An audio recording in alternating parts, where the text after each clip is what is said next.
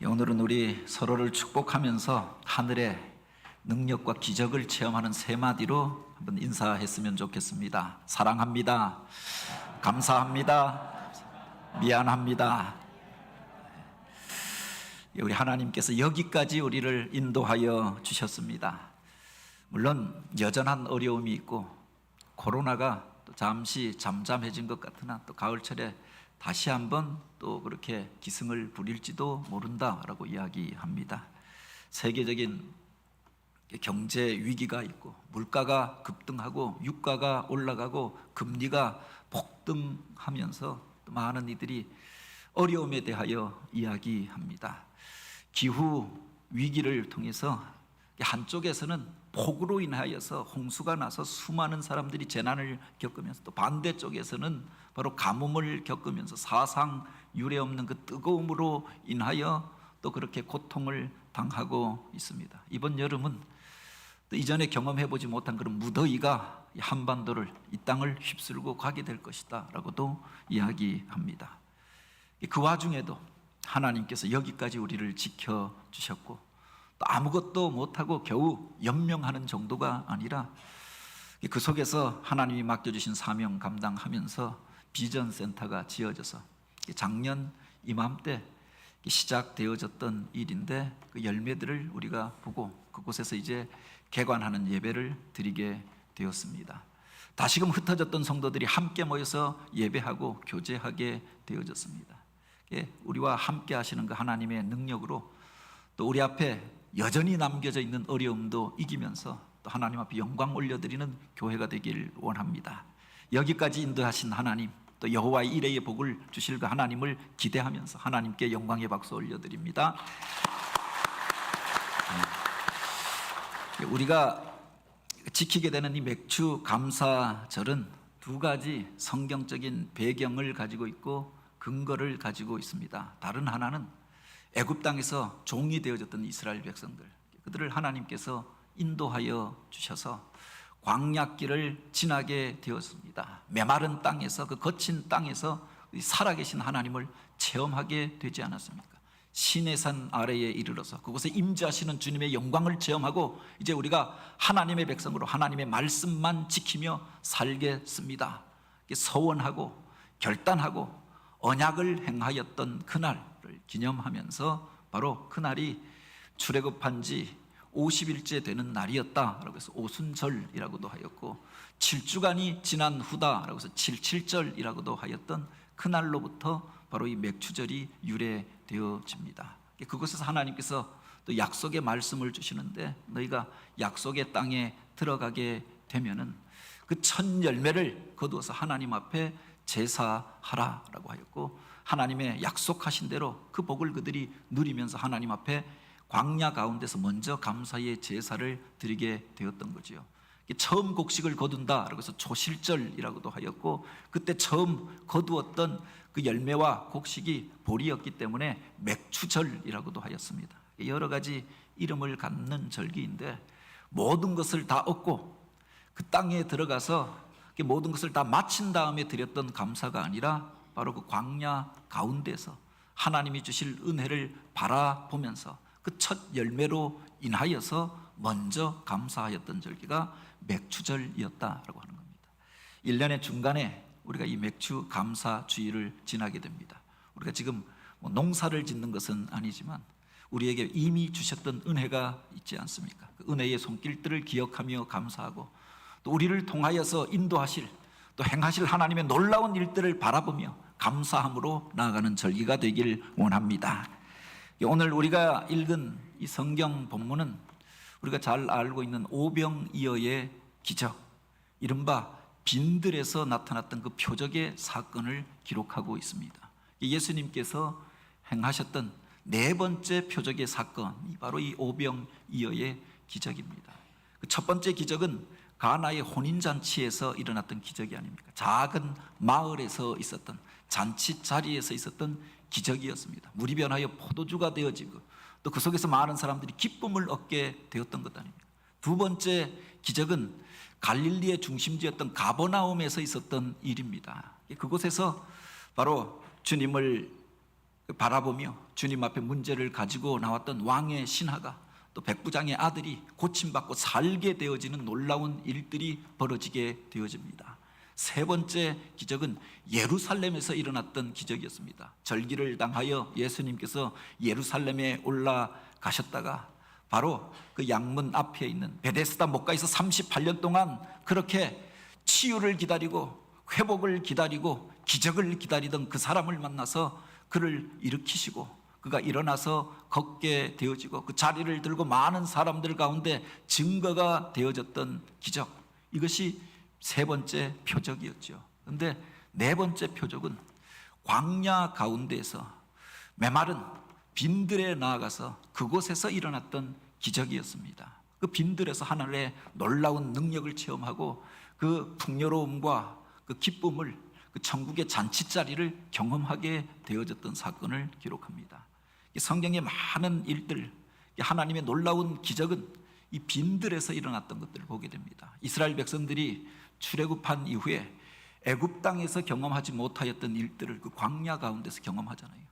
하나님밖에 의지할 곳이 없었기 때문에 세상에 의지할 곳 없고 모든 것들이 다 끊어지고 메마르고 거친 벌판에 나와서 바라볼 수 있는 것은 하나님밖에 없었습니다. 하나님 앞에 의뢰하고 기도할 때 바로 그 메마른 땅에서 샘이 터져 나오고 또 만나와 메추라기를 보내어 먹게 하시고 또 대적을 이기게 하시고 또 구름 기둥과 불 기둥으로 그들을 인도하여 주셨습니다.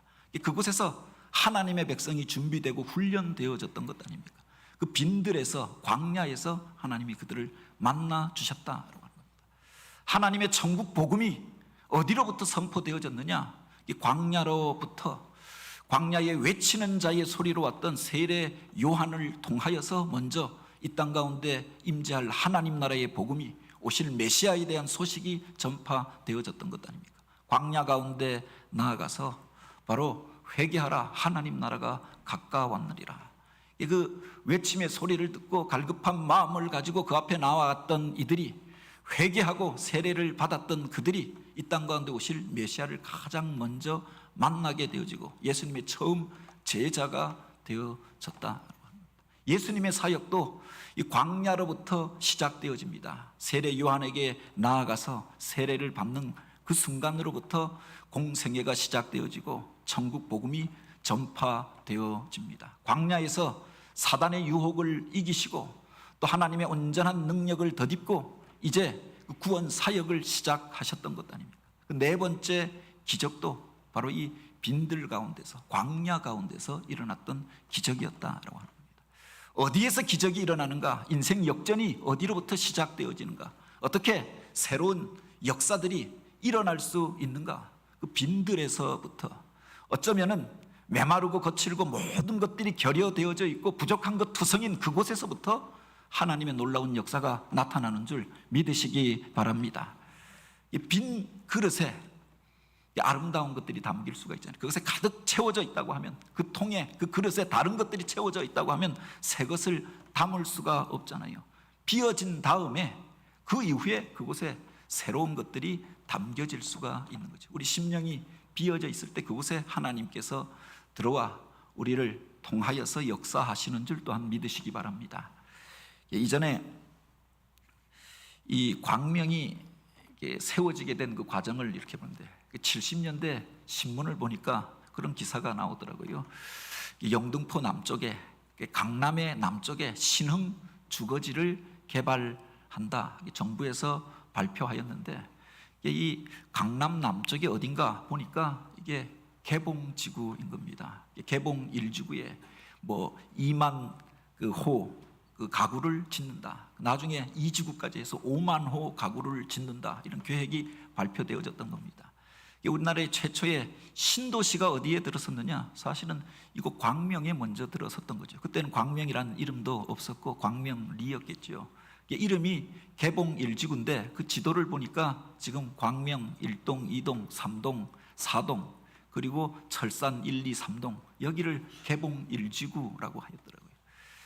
이 나라가 산업화가 되어지고 도시화가 되어지면서 시골에서 많은 사람들이 서울로 몰려들게 되어집니다. 주거지가 부족하니까.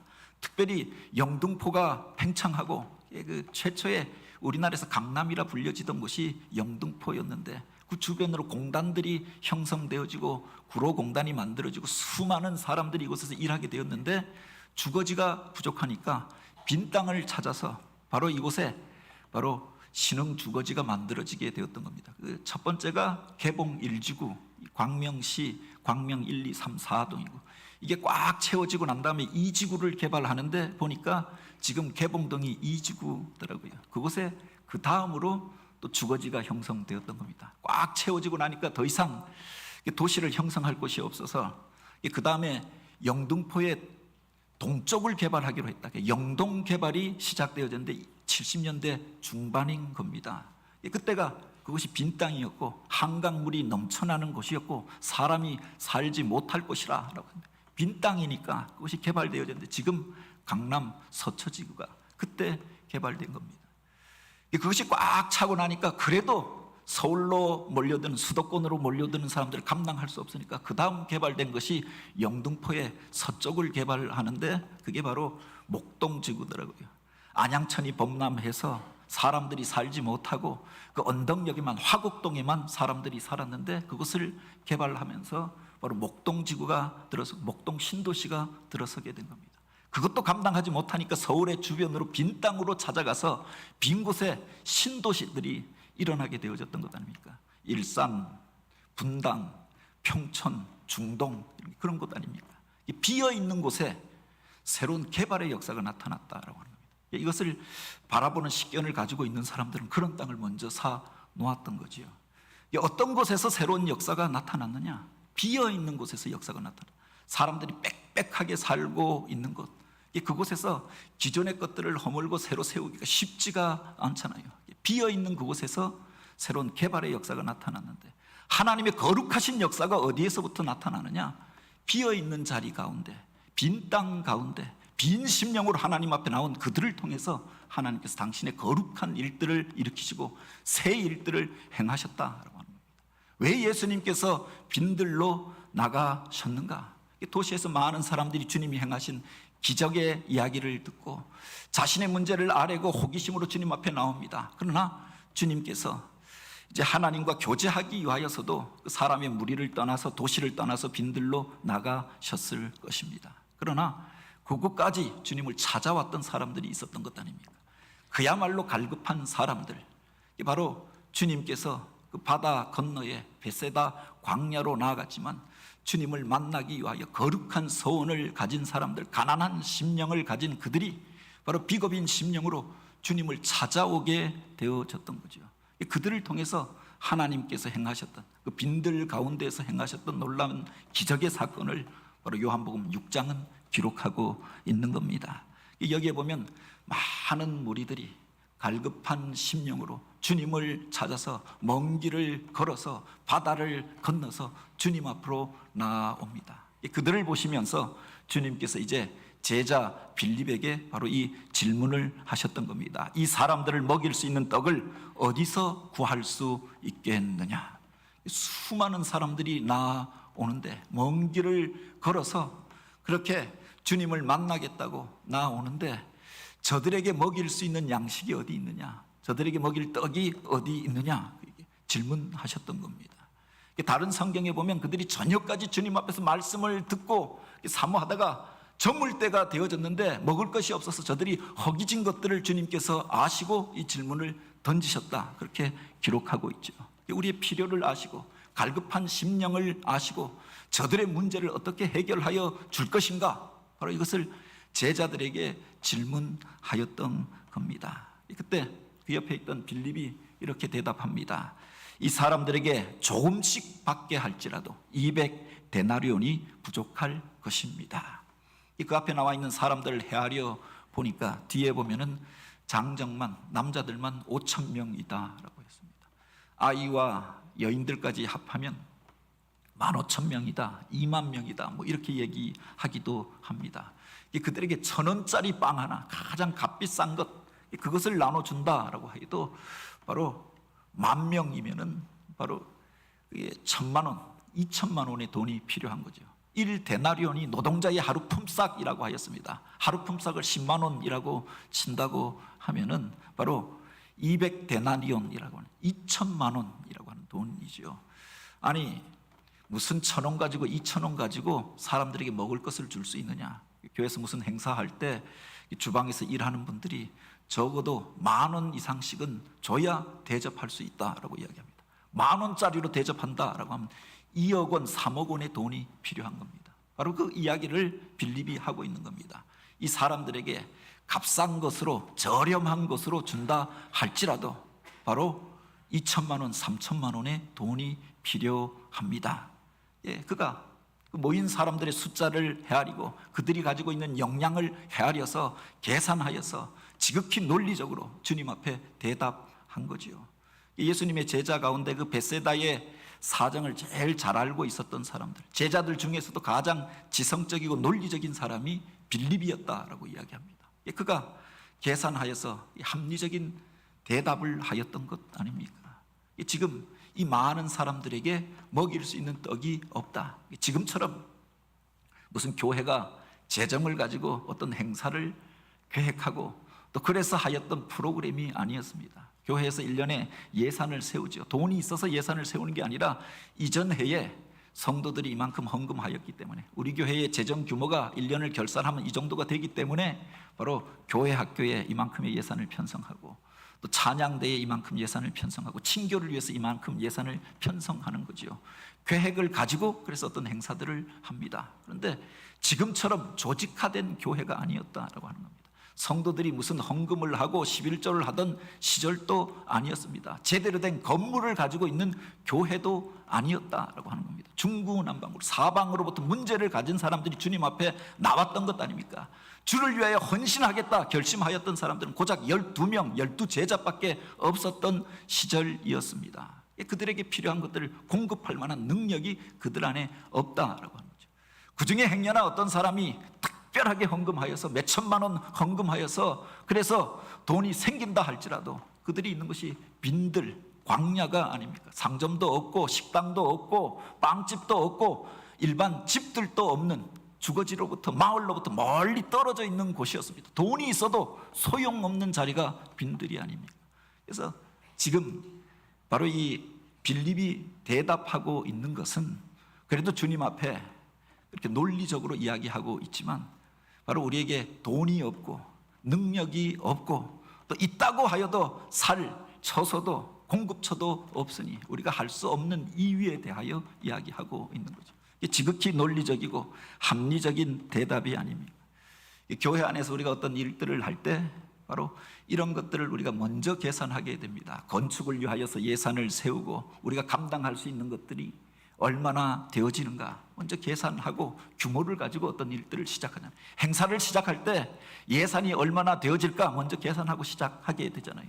근데 대부분의 일들을 우리가 가지고 있는 것들만 가지고 이미 있는 것들로 계산하여서 그 행사를 하려고 하면 할 수 있는 일들이 아무것도 없다. 이번에 교회 학교에서 드림힐 페스티벌 하는데 그때 처음으로 우리 1회를 할 때도 그랬습니다. 이 지역을 좀 떠들썩하게 하는 이 언덕 위에 교회가 살아있음을 나타낼 수 있는 그런 행사를 한번 했으면 좋겠다. 우리들끼리 성경학교하고 마치는 게 아니라 아이들 다 초청해서 아이들이 오고 싶은 그런 행사를 한번 했으면 좋겠다. 그때도 우리 교사들이 이야기하는 게 예산이 없습니다. 근데 또 막상 하려고 하니까 후원자들이 일어나고 또 그때 전도 헌금으로 들여왔던 일들도 있어서 떠들썩한 행사를 하였죠. 개관하면서 이런 행사를 해보자 하니까 또 똑같은 이야기가 나옵니다. 예산도 없고 돈도 없고 자원도 없고. 그런데 우리가 논리적으로 생각하면 할 수 있는 일들이 제한되어지잖아요. 우리들이 가지고 있는 능력을 보고 기존에 가지고 있었던 것들을 계산하고 그래서 우리가 가지고 있는 환경과 조건을 보면 할 수 없는 일들 투성이가 아닙니까? 그것이 있으면, 돈이 있으면, 또 그런 사람들이 있으면, 또 그런 환경이 되어지면 결국은 지금은 못하겠다라고 하는 이야기가 아닙니다. 그런데 지금 빌립이 보지 못하였던 것이 있었죠. 가장 중요한 그분, 바로 오늘 우리의 구원이 되시고 문제의 해결자가 되시고 모든 능력의 근원이 되신 예수님께서 그들과 함께하고 계셨고 그들에게 이 질문을 던지셨다라고 합니다. 예수님께서 그들에게 물어보셨던 것은 앞으로 행할 일들을 아시고 저들을 시험하기 위하여 바로 이 질문을 던지셨다라고 합니다. 예수님의 질문 속에 이미 답이 담겨져 있었던 거죠. 주님께서 이 질문을 던지셨던 것은 당신이 어떤 일들을 행하시기 위하여서 그 그림을 그들에게 보여주셨던 것 아닙니까? 먼저 대답을 주시고 먼저 다 알게 하시고 말씀하신 게 아니라 그 속에서 오늘 우리가 무엇으로 대답하는가 보시고자 하였다라고 하는 겁니다. 아담아, 내가 어디 있느냐 질문하십니다. 스스로 깨닫고 돌이키도록 질문하셨던 것 아닙니까? 인자야, 이 뼈들이, 이 마른 뼈들이 다시금 살아나겠느냐? 그들을 살리시기 위한 계획을 가지시고 에스겔을 부르시고 그들에게 비참한 실상을 보게 하시고 이 질문을 던지셨던 거죠. 시몬아, 내가 나를 사랑하느냐? 이 질문하십니다. 그 속에 그를 통하여 이루고자 하였던 하나님의 기대가 담겨져 있었던 것입니다. 너희는 나를 누구라 하느냐? 주님께서 질문하십니다. 당신이 당신 자신에 대해서 몰라서 질문하신 게 아니잖아요. 그들을 통해서 믿음의 대답을 듣기를 원하셨다라고 하는 겁니다. 그 믿음으로 주님 앞에 나왔던 그들을 통해서 하나님께서 그 놀라운 일들을 행하시는 줄 믿으시기 바랍니다. 이번에 우리 금요일 날 배영식 장로님이 간증을 했습니다. 심야 기도회라고 하는 그 기도회가 있는 줄 모르는 분들은 여러 성도들이 간증해도 그런 간증을 들을 기회가 없습니다만 요약하여서 이야기하면, 저도 사실은 도전받았던 것이 우리 장로님이 이전에 큰 장애를 가지고 있었던 것, 제가 온 다음에는 그것을 잘 보지 못했기 때문에 그냥 지금 사는 모습 그대로, 건강한 모습 그대로 그렇게 생각했죠. 14살 때 큰 병을 앓고 알 수 없는 병으로 고생하다가 병원에서 1년 넘게 그렇게 고생하다가 수술을 받고 이제 장애를 가지고 이렇게 목발을 짚고 29년 30년을 살게 되어졌던 이야기들을 고백하면서, 그래서 공부하던 것도 포기하고 기술을 배우게 되어졌던 것, 그런데 그 이후에 하나님을 만나고 의지하고 그 속에서 거룩한 소원을 품게 되었던 이야기들, 믿음은 바라는 것들의 실상에 보지 못하는 것들의 증거라. 하나님의 그 말씀을 붙잡고 하나님 앞에 의지하고 기도하였던, 물론 40살이 넘어서 그렇게 수술을 받으셨다고 하는 겁니다. 29년 동안 장애를 가지고 살아왔던 것 아닙니까? 1년 동안 그것 때문에 병원에서 1년이 넘게 고생했는데, 생각해 보니까 제가 지난번에 아파서 3일 병원에 누워 있는데 도저히 견딜 수가 없는 겁니다. 근데 이 3일이 아니라 365일이 더 넘게 병원에 입원해 있었던 겁니다. 온몸이 기부스를 하여서 대수술을 받고 나왔는데, 목에 지난번에 발목을 다쳐서 발에 기부스를 하고도 그렇게 불편한 겁니다. 그것을 뜯어내는데 해방감을 느꼈는데 온몸에 기부스를 하고 그렇게 그 1년이 넘는 세월을 보냈던 것, 또 장애를 가지고 오늘 우리가 이제 무릎이 조금 불편하여서 운동하지 못하는 것들로 인하여서도 불편함을 느끼는데, 장애를 가지고 29년 동안 그렇게 살아왔던 겁니다. 근데 포기하지 않고 주님 앞에 나아가고, 사실은 그 속에서 바로 하나님 앞에 이게 위험한 수술이기도 하고 또 확률이 그렇게 높지 않은 수술이기도 하였다라고 하죠. 40이 넘어서 수술을 받고 또 건강을 회복하고 온전함으로 걷게 되어졌던 것, 50이 넘어서 공부를 다시 시작해서 이제 대학원 석사학위, 박사학위까지 받고 이제는 대학에서 그렇게 사회복지학을 강의하게 되어진 것, 그 속에 투지도 있고 또 자기의 결심도 있었겠지만 하나님께서 주셨던 거룩한 서원이 있었던 것 아닙니까? 믿음은 바라는 것들의 실상이요 보지 못하는 것들의 증거라. 그 말씀 붙잡고 하나님 앞에 맡기고 그러면서 인생이 바뀌어지게 되어졌던 거지요. 장애를 안고 살았는데 그 장애가 장애인들을 돕고 또 장애인들 사역을 하는 그렇게 기회가 되어졌던 거죠. 고통과 어려움의 시간들이 여러 사람들의 사정과 형편을 헤아리고 그런 사역들을 행하는 기회가 되어지고 또 그들을 가르치는 자리에 서게 하였다라고 하는 겁니다. 하나님께서 우리들이 가지고 있는 이 장애와 문제들, 그것을 통해서 바로 하나님의 거룩한 일들을 행하시기를 원하시는 줄 믿으시기 바랍니다.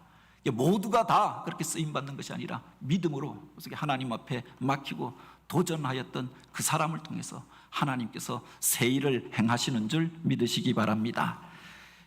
원래부터 아무것도 없는 중에 하나님께서 그 일을 행하시라라고 한 것이 아니라 바로 그가 가지고 있는 그것을 가지고 믿음으로 나아갈 때 이런 역전의 역사가 나타나게 되어졌던 거죠. 빈들이었습니다. 아무것도 없다고 생각했습니다. 그 수많은 사람들을 먹일 수 있는 도리가 없다고 생각했습니다. 근데 그 와중에 안드레라고 하는 사람은 빌립은 아무것도 없다라고 하는데, 할 수 없다라고 하는데, 사람들에게 나아가서 우리가 가지고 있는 것들을 가져다가 주님 앞에 내어놓잖아요. 보잘것 없지만 이것 가지고 모든 사람이 다 먹을 수 없다고 하는 것을 알지만 주님 앞에 우리가 가지고 있는 것을 내어놓았던 사람이 있었다라고 합니다. 어린아이가 가지고 왔던 작은 도시락, 물고기 2마리, 떡 5개, 그것을 가지고 주님 앞에 나아왔던 것 아닙니까? 모든 사람이 먹을 수도 없습니다. 주님도 그 장정에 그 장성한 사람들이 먹기에 부족한 음식이었습니다. 그런데 가지고 있는 그것을 내어놓았던 한 어린아이가 있었고, 그것을 주님 앞에 가져왔던 제자가 있었다라고 하는 겁니다. 그것이 기적의 씨앗이 되어졌던 거지요. 여기서 말하는 보리떡이 우리가 오늘 받게 되어지는 그 맛 좋은 포장된 그런 떡이 아닙니다. 가난한 사람들이 먹던, 그래도 부자들은 그 탈곡되어져서 좋은 쌀과 또 보리와 밀로 만들어진 떡들을 먹고 그 탈곡되어진 껍데기를 찧어서 만든 그것을 보리개떡이라고 하는데, 한 끼 허기를 채우기 위하여 그것을 빚어서 만든 떡을 가난한 사람들이 먹었다라고 하죠. 그 보리떡, 여기에 물고기라고 기록되어져 있는데, 우리가 오병이어의 기적을 그릴 때 무슨 고등어의 모습을 그립니다. 맛 좋은 고등 그 생선의 모습을 그리는데, 그게 아니라 옵사리온이라고 원어에 보면 되어져 있습니다. 바짝 마른, 이렇게 상품 가치가 없는, 어부들이 물고기를 잡아가지고 가치 있는 고기들은 시장에 내다 팔잖아요. 그런데 상품 가치가 없는 것들은 부둣가에 그냥 버리는 겁니다. 버려진 바짝 마른 작은 물고기들, 그것을 말려서 그렇게 먹는, 그것을 옵사리온이라고 했는데, 그 작은 마른 멸치 같은 그 생선 2개, 이것이 기적의 도구가 되어졌다라고 합니다. 가난한 아이가 주님을 만나기를 소원하여서 그 광야까지 나옵니다. 그래도 준비성이 있어서 부모가 이것을 챙겨 주었는데 그것을 주님 앞에 내어 놓았던 것 아닙니까?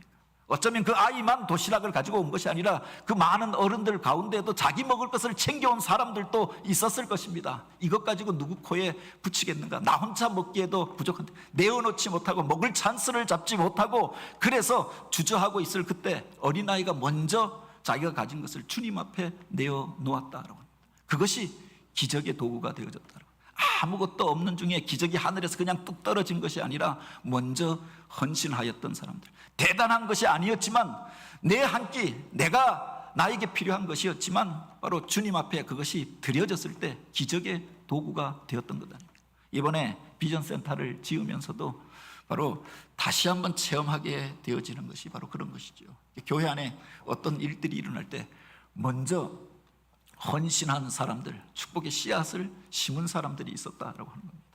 비전센터 건축 헌금을 먼저 드렸던 이들이, 교육관이 지어졌으면 좋겠다 먼저 헌금한 사람들이 있었습니다.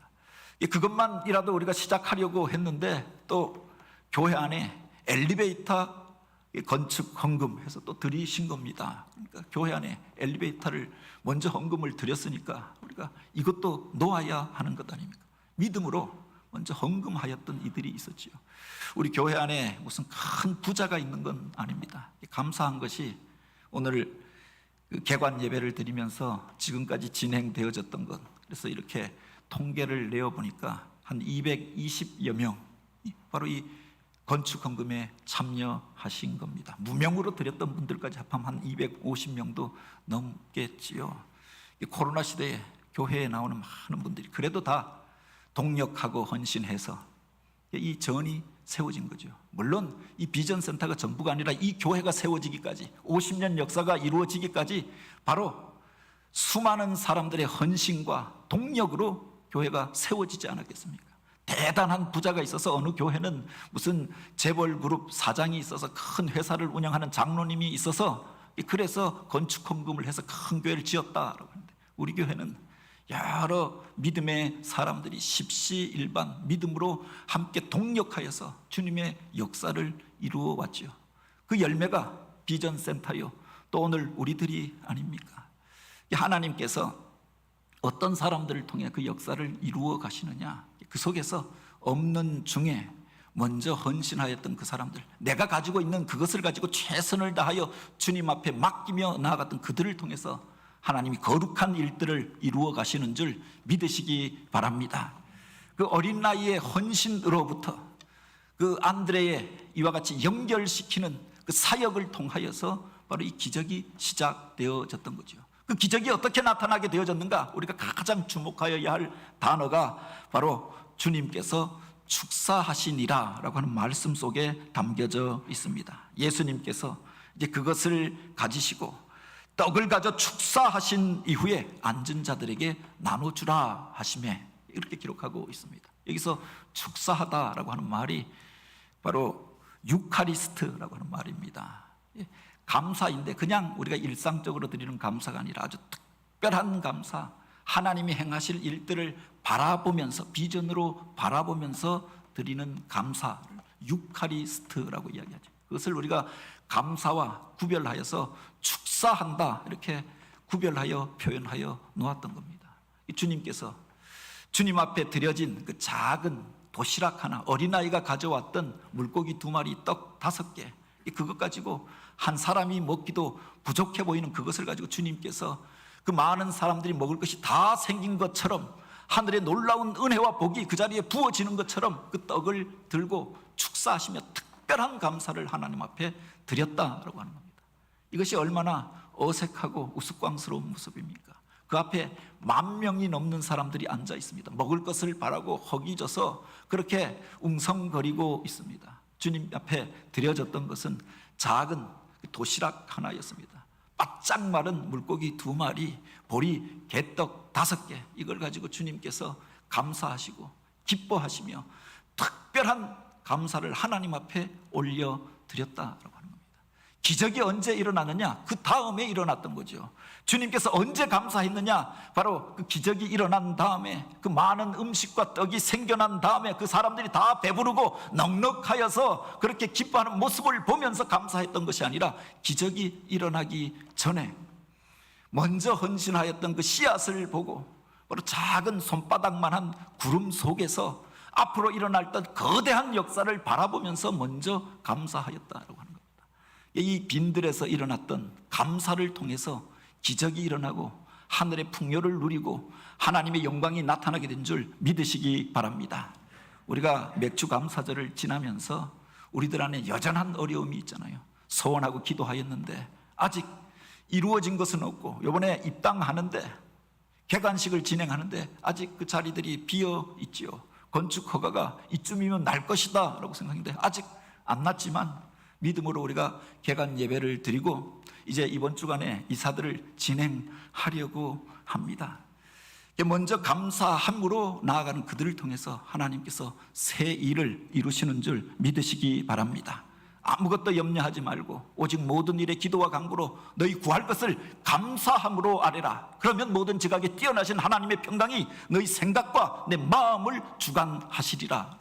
먼저 감사하는 그들을 통해서 하나님께서 당신의 일들을 맡기시고 이루시는 줄 믿으시기 바랍니다. 믿음은 바라는 것들의 실상이요 보지 못한 것들의 증거라라고 했습니다.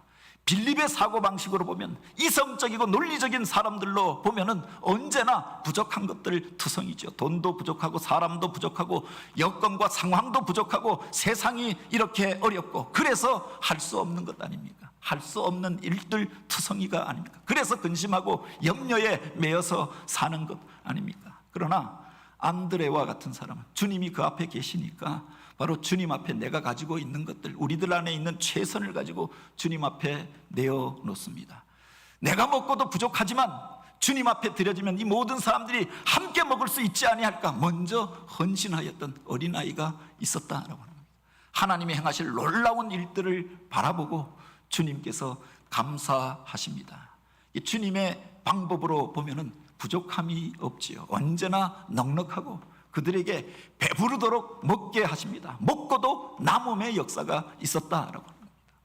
늘 부족하여서 없는 것들만 생각하고 근심과 염려에 매여서 살아가는 사람들이 있습니다. 그러나 하나님이 행하실 일들을 바라보고 먼저 감사함으로 내가 가진 최선을 다하여 주님의 일들에 참여하는 그 사람, 그를 통해서 하나님께서 놀라운 일들을 행하시는 줄 믿으시기 바랍니다. 오늘 우리들의 삶의 자리가 빈들이라고 여겨지는 분들이 있습니까? 메마른 땅에 홀로 버려져 있다라고 생각하시는 이들이 있습니다. 아무도 나를 돕는 자가 없고 주변의 환경이 이와 같이 어렵다라고 그렇게 생각하는 이들이 있습니까? 그 빈들 가운데에서 내 문제를 가지고 주님 앞에 나아갈 수 있는 저와 여러분이 되기를 원합니다.